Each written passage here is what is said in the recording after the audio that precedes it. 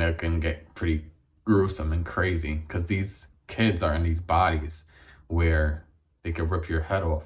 Literally, like they could literally rip your neck off. They could do whatever they want. They're, if they want to be evil, they can do it.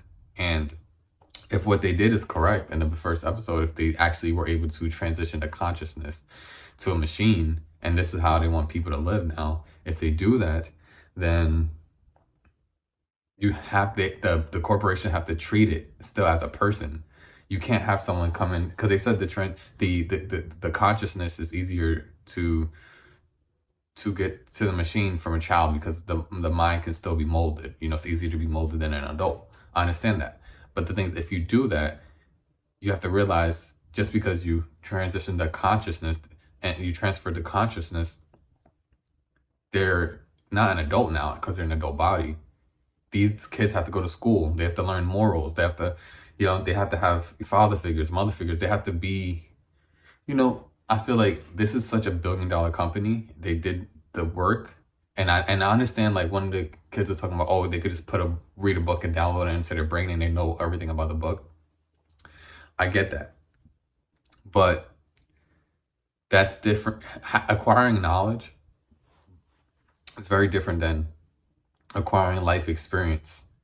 You can read a book and say, okay, it'll help you make certain decisions, but morals and how you really look at the world, that comes with life experience.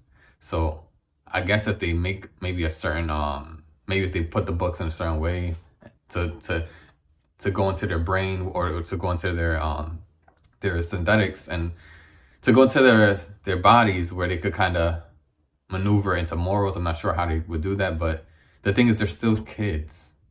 Regardless, they're still kids, no matter how smart you make them.